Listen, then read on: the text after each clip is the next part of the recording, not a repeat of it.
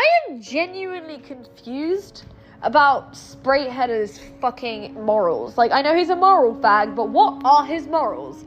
Because he has claimed he is anti-swatting. You know who he's friends with? The owner of Doxbin. You know what Doxbin do? Swat people. They have literally made songs on SoundCloud about swatting people. I have used them because I think they're great. But, like, yeah, they have made songs about swatting people. Katie has said he's swatted people before. Doxbin have literally admitted to swatting people multiple times. The staff have even boasted about it in songs. I personally don't have a problem with that. Most of the people being swatted are pedophiles. What I'm interested in is why Sprayheader has a problem with those swatters, but no, why Sprayheader doesn't have a problem with those swatters, but has a problem with tour swats. Because if swatting is the reason that Sprayheader doesn't like tour swats, what's he fucking doing being friends with KT from the owner of Doxbin, the old owner of Doxbin? Here's the other thing I don't understand. Why he seems to think tour swats is a pedophile. Tour swats was arrested for swatting. If he had CP on his hard drives, wouldn't that have been fucking mentioned when he was arrested? If he was into kids or anything pedophilic, surely that would have been mentioned. But no, it wasn't mentioned because he was only arrested for swatting. Because he hasn't done any of the other shit that Sprayheader seems to think he's done. So we've already established that tour swats and Doxbin do the same thing and that neither are pedophiles. So I'm interested in why Sprayheader seems to have an issue with one swatter but not the other swatter. The other thing I'm fucking interested in is why whenever anyone has a go at me, Sprayheader seems to just overlook everything fucking else that they've done. Like Jessie, it's always, oh, Elaine's mad at Jessie because she spelt a word wrong, and not, Elaine's mad at Jessie because he admitted on fucking tape to hit one of his fucking moderators or paypig's fucking children. And that he was fine with it. Or maybe Elaine hates Jessie because Jessie literally said he was going to fuck and rape someone's kids until they bleed. That is recorded. That is not an AI. That is an actual recording from fucking Jessie that got put out long before all this AI shit in case people want to use that as a defense. I like how Sprayheader seems to not have any... you know, it's funny. He's mad at one of the supposed catfishes who fucked with me because he's someone that Sprayheader doesn't like, but he's fine with the other four. The other four, two of which have records for child abuse. Those four are just fine. Let's just focus on Beans and not the owner of Trollcow Farm, who is currently getting called out by her own janitors for doing it. Right, let's just focus on one of them. Let's not call them all out for grooming. Isn't that funny, Sprayt? I just want to know where the fuck you stand on anything. You're going to post this and be like, oh, Elaine's mad again. You're not going to listen to a word I fucking said because you know I'm right. And frankly, I don't give a fuck if people on Kiwi Farms call me like ugly or make disgusting comments. What can I expect from men anyway? But when it comes down to people just being fucking hypocritical and saying that I'm the hypocritical one, that's really fucking interesting, Sprayt. Really fucking interesting. You're also a fucking massive clout chaser. Like, when we made that link tree for you to put in your, like, our drama account that had only your Kiwi Farms attached, that was to make a point. Because you seem fucking obsessed with your account on the Kiwi Farms. If Josh banned you tomorrow, you would probably kill yourself. Because all you can do is post on Kiwi Farms. If you had any evidence against me, if anyone did, I would have been arrested. But clearly I haven't been arrested because clearly I'm not into kids. Clearly there's no evidence that I actually swatted anyone. Clearly I'm just a fucking shit poster that people get mad at. Yet we have Jessie on video saying he's going to rape someone's children, and that's just fine. Let's focus on Elaine being bad at spelling and pretend that she's lying about being ESL. You know, I was born in Russia. I wasn't born in England. Even if we want to use the argument of Elaine just says she's Russian, but she was born in England. I wasn't even born in England. I was born in Russia and grew up in Israel as a child. Please explain to me why I'm British just because I lived in Britain for like the ages of 4 to 20. Yeah, like, that doesn't mean I'm British. I could have lived in Costa Rica. That wouldn't make me Costa Rican. Like, it's so fucking stupid, and everyone's like, oh, well, Elaine just says that because she's embarrassed about being British.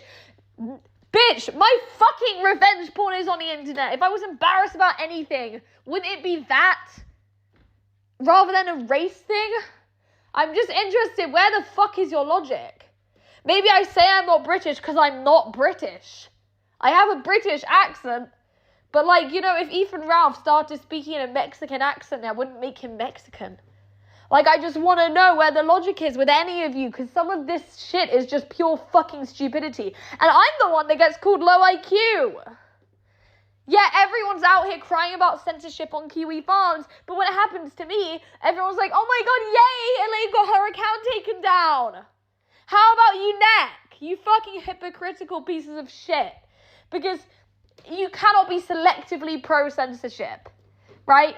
Either you're pro-censorship all the time or anti-censorship all the time. You can't be... The only time anything's okay to censor is in relation to sexual exploitation, obviously, because sexual exploitation has never been included in the Freedom of Speech Act. But when it fucking comes to, like, just Twitter accounts that were being mean to people that get nuked, why is Kiwi Farm celebrating that? If it was Josh's account, you guys would be crying. And to be fair, I'm not blaming any of this on Josh, because he's the one that gave a fucking warning to the people who were doing this. Because you guys seem to think it's really cool when my shit gets flagged down.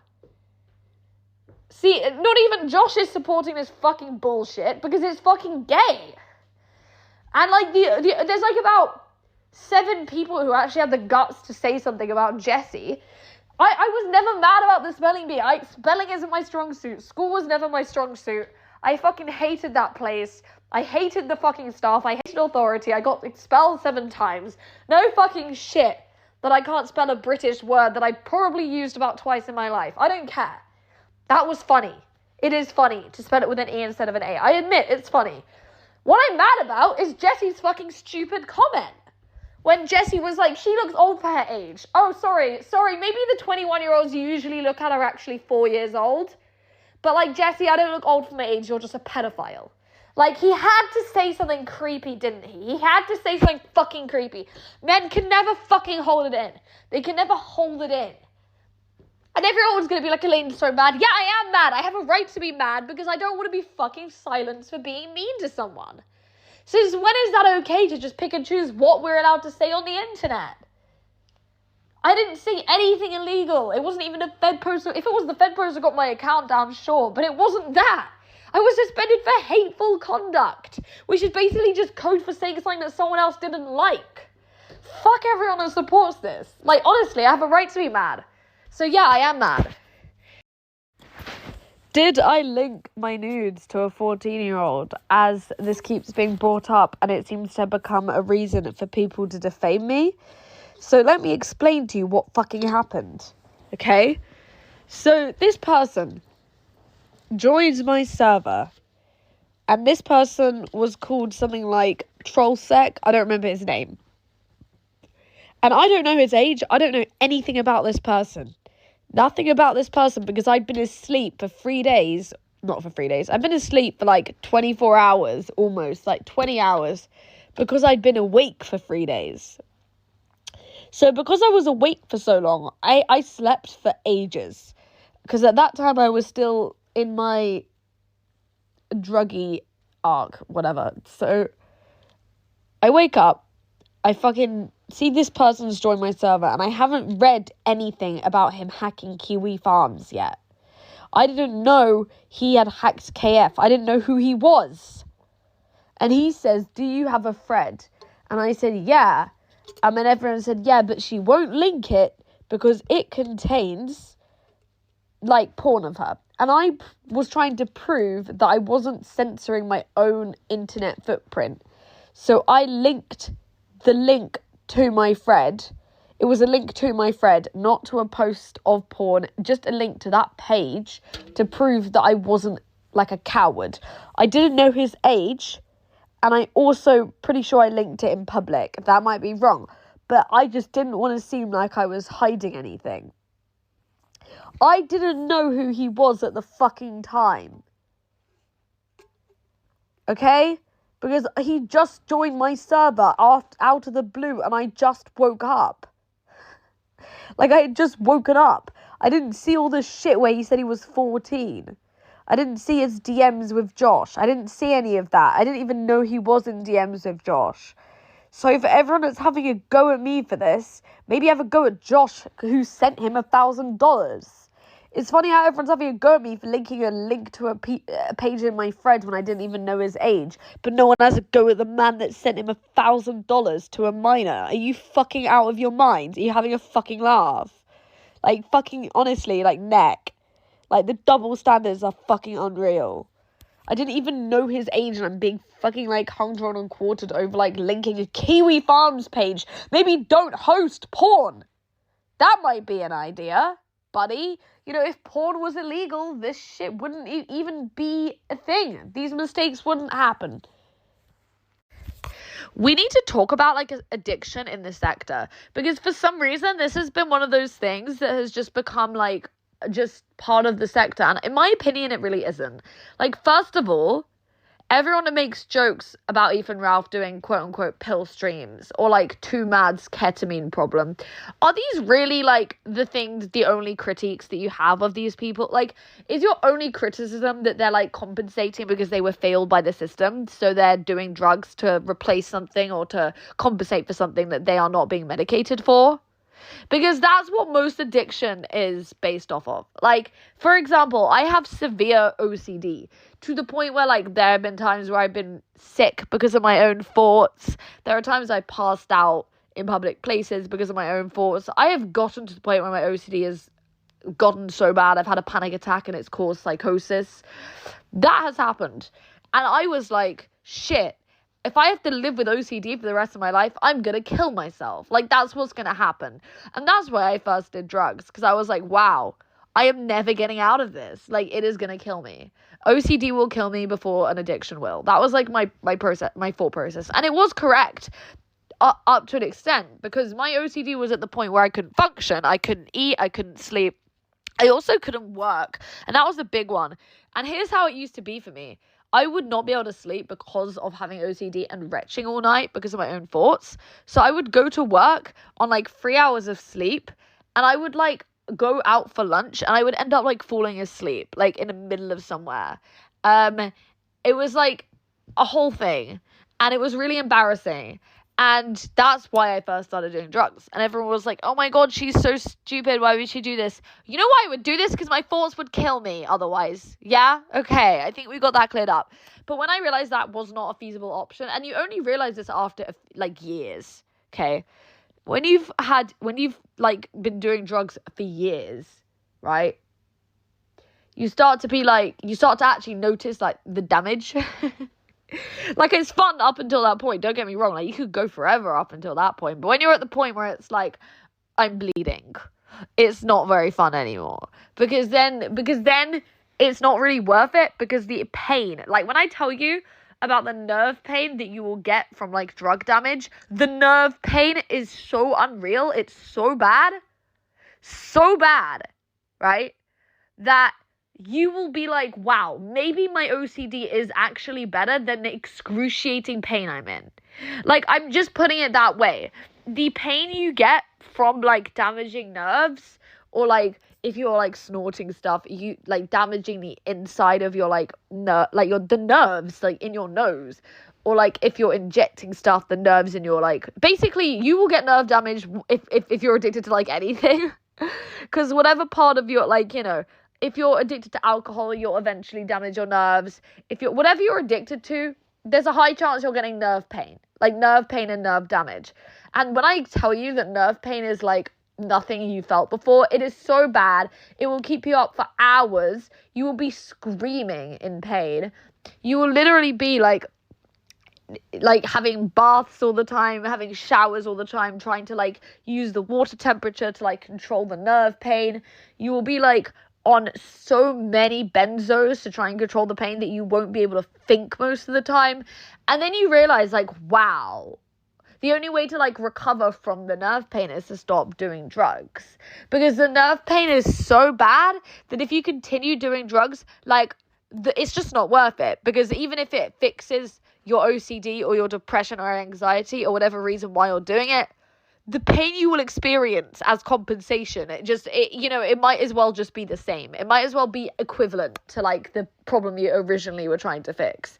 So it's so fucking stupid to me why people in this sector are just treating addiction like it's just like, oopsie daisy, he does a lot of pills, or like she does a lot of like speed or whatever. It's like, okay, what about we look at the issues that are behind it? You know why people do drugs? It's because the system and the medical system in basically every country at this point. I mean, in America, you're paying like $11,000 for an ambulance trip. Like, you can't even fucking break your leg in peace without having $11,000 charged to your bank account. If you're in the UK, you will be put on a waiting list for 3 years to get medication. And probably before those 3 years, you would have killed yourself. If you're in any other part of Europe, there's a high chance that the medication you want isn't in stock. So that's why people turn to drugs. Because frankly, getting it off the street is easier than getting it from the medical healthcare system.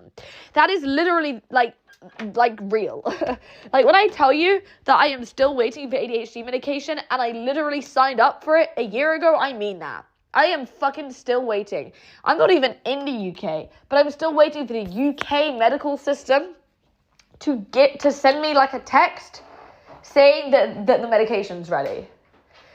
And I tried to get it in Eastern Europe, and they didn't even have it in stock. Apparently there's a shortage in OCD and ADHD medication. I don't even know how that's possible. It's chemicals. How can you be short in chemicals, okay? Doesn't make sense to me. But because of that, people end up being like, well, shit, if the system isn't giving me the medication I need to survive, maybe I should just get it off a dealer. Because getting it off a dealer is actually easier and more convenient half the time than waiting or spending thousands of dollars for the medical healthcare system to do it. Because the system is so broken that you are either waiting to get physically sicker or mentally sicker, or you are spending more than you can actually afford just to be able to stay alive and functional. It's so fucking stupid. So when this sector calls people out for addiction, my reaction is always like, why don't you direct this much like anger and seethe and like calling out and like jokes about it? Why don't you direct that towards a medical healthcare system? Because those are the people that are responsible for this epidemic. Like, I just want to put it that way. Like, here's how the way I deal with it is, because I don't want to do drugs because of the damage that they cause, I have to keep my life very stuck to a routine. I can't go out to many parties. I can't really go out and like do shit like, I can't go up to after parties or late nights out. I always be home by a certain time. I always make sure it's very calming and clean around me. But when I tell you like it's walking on eggshells, it's walking on eggshells. But like at this, like not in terms of doing drugs, in terms of not having a panic attack. So the way I do things is I literally just make sure that everything is like down to a fucking T, so that I'm in the right environment to not get a panic attack in, which is like very hard to create. But that's better than the alternative, in my opinion, which is like further destroying my nerves, or just like, or just, just deciding to do what I want anyway and having like panic attack after panic attack on a night out. Like, I don't want to do that. So for me, the way I have to like do things is I basically have to make sure everything is highly monitored and highly measured to make sure that I don't have a reaction to like my environment. Because I'm like one of those people where overstimulation is like so real for me. It takes like a gust of wind to make me overstimulated. So for me, when everyone's like, oh my god, you should go out and meet people your age, you should stop being online all the time, I can't.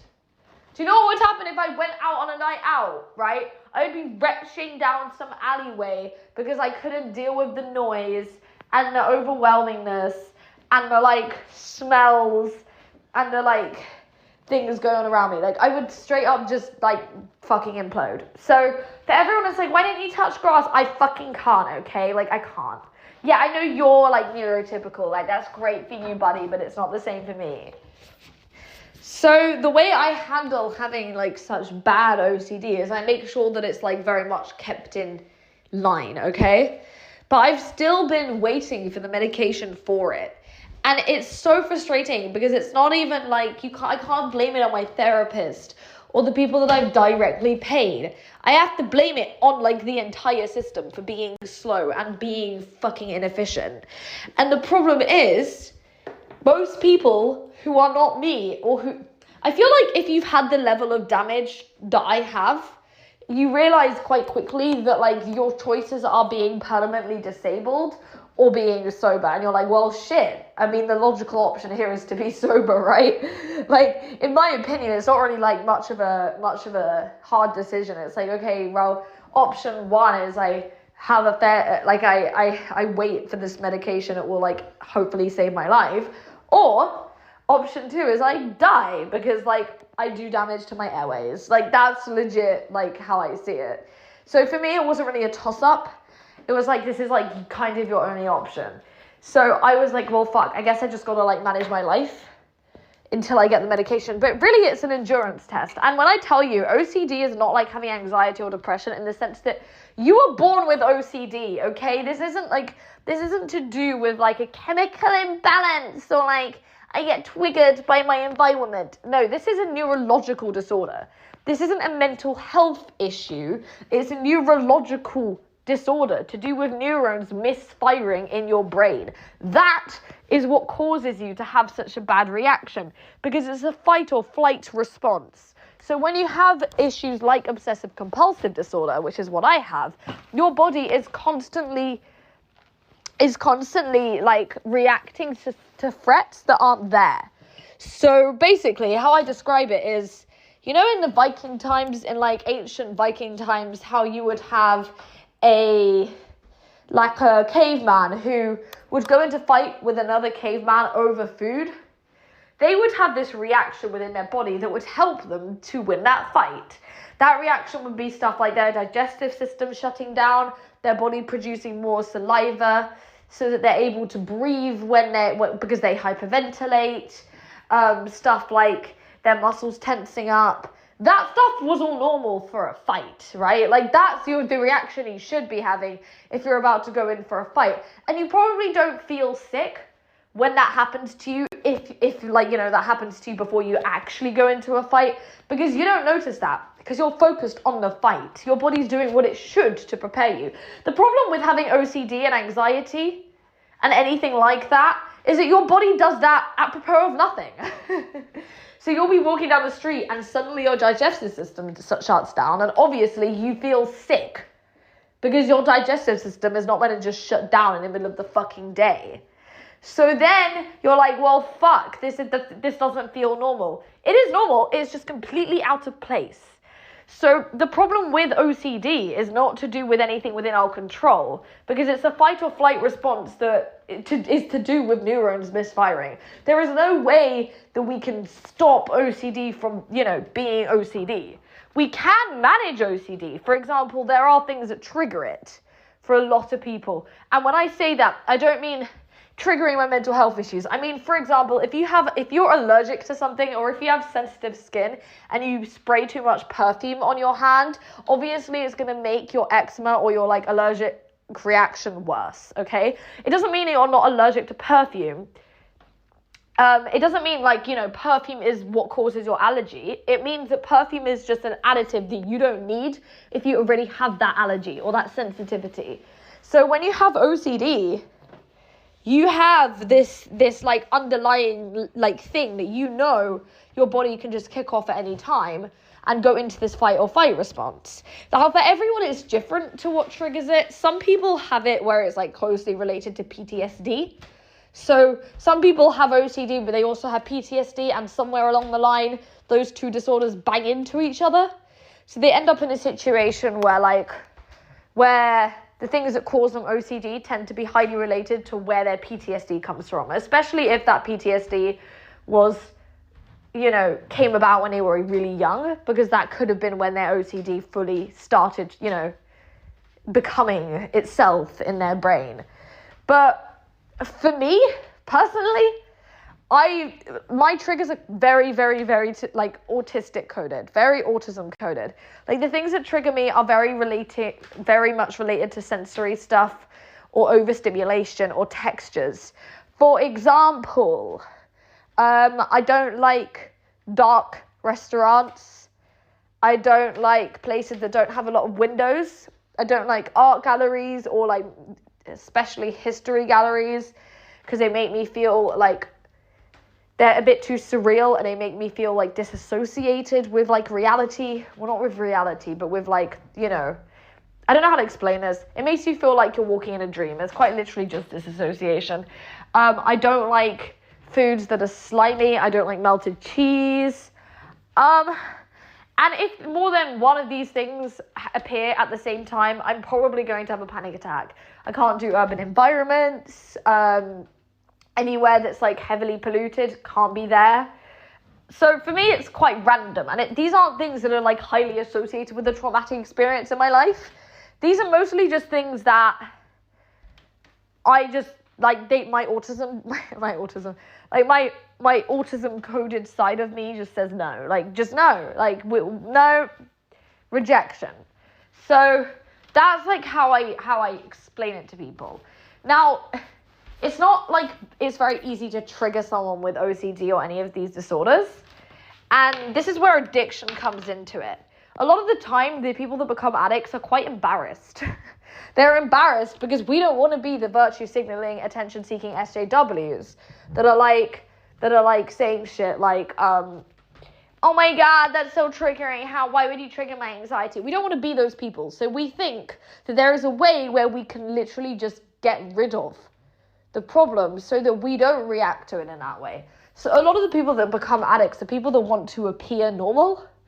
And that's my theory on it. Because whatever they're suffering with, they don't want to come across as the attention seekers. They want to be functional. A lot of people who are addicted to stuff are purely just trying to be more functional. And the problem is, they aren't, obviously. They are maybe more functional in the aspect of their disorder isn't being triggered. But they are less functional in so many other aspects, and it might as well not matter. For example, if I get high, I can't fucking focus on anything. I will be like literally doing nothing all day if that's what I decide to do. Will I have OCD? No. Will I be productive or functional in any other regard? No. So a lot of the time, you're basically just replacing one dysfunction for another dysfunction. The other thing I want to keep in mind is that when you have an anxiety or depression or any of those disorders, it's not constant. But when you have an addiction, that is constant. So in my opinion, you are kind of replacing like something that's on and off for something that's like full-time suffering. So the reason that I find addiction to be unhelpful is because, not to mention with the nerve damage and all the other stuff that comes with it, you are basically not productive when you're high as well. So either you're not productive because you're like panicking because of your own force, or you're not productive because you're like damaging your body with substances. It's one or the other. But as far as I'm concerned, I feel like a lot of the reason that people turn to substances can just be fixed if the medical system got itself together. So when I see people bullying or like trolling or like critiquing others for being addicts, I just think to myself, like, look, like I'm not trying to stop you from doing that, but I feel like it's misdirected. Because when we look at all these issues, the people to blame are usually a faulty healthcare system. Because OCD can be medicated quite successfully. Same with ADHD, same with them both at the same time, like I have. Like when I do Adderall, which is like medically prescribed, I don't feel shit. I don't feel bad no more. I can do stuff. I don't feel like I have damage to my nerves. I don't get addicted to it because it's the medication that is meant to be given to people like me. Like people, when there are medications for depression that can balance those imbalances out. There are medications for even things like autism to make the symptoms of like being overwhelmed less potent. There are medications for all of these things that are legal and won't do damage to your body. But the problem is getting fucking hold of them. So when I see people tearing other people down for addiction, I just think like, wow, if you put this much energy into like yelling at the healthcare system, maybe we would get somewhere. Because as far as I can see, all of these problems, all of the things that people who are addicts are criticized for, it just tends to be for me like a signal or like a sign of a faulty system. And it all comes back down to, like, if you're going to have a go at a person or make fun of a person for being an addict, why don't you make fun of the system that literally prevented them from getting medicated for the reason that they're taking drugs? And that's like my take on it. And it's just so unhinged. But the reason I'm recording this is because I'm waiting for my like Chinese takeaway, and I'm like dying of like boredom. So yeah, I'd be hyper and like fucking angry because my food isn't here yet. So that's the vibe. Here's a little drunk rant, but why is everyone in this sector so fucking inconsistent, like unstable with their friends? Like, I get being inconsistent and hypocritical and kind of iconic, like, about subjects and stuff, like, that's one thing. But why are people in this sector, like, unable to keep friendships? Like, what the fuck are you doing? Like, why are the people out here, like, fully, like, divorcing their friends over jokes or, like, even things people say publicly? Like, I'm sorry, but if I do some embarrassing shit and Kino Shay posts about it, I'm not gonna be mad at Kino Shay. I did that shit. Like, that's my problem. But then there are people out here who are like, I disavow you because you said this about me. It's like, oh my God. You guys clearly have, like, never, ever received any constructive criticism, and it shows. And the thing is, I don't get it. And I might be because I don't have the brain of, like, oh my God, I will never take offense, I'm so kind. That's not my brain. My brain is like, you know what? It's been a real fucking tough week at work, and I don't have enough fucks to give. I'm sorry, but you calling me, like, a retarded lolcow in my thread, yeah, that's not gonna cut it. You're still my friend, buddy. My bad. Don't have enough energy to have a fight. Try me again in a month. Like, that's my attitude. But for some reason, everyone else in the sector just doesn't have this attitude.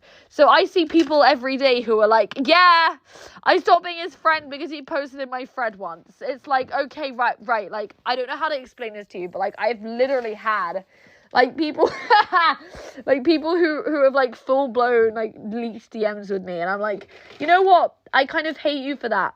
But, you know, am I going to go and try and ruin your life? No, because I have an enemy list that's, like, longer than the fucking Bible. Like, I don't have enough fucking, like, I don't have enough time, right? Like, you're just going to have to wait, like, 3 to 5 business days for me to give a fuck. Is there something wrong with me?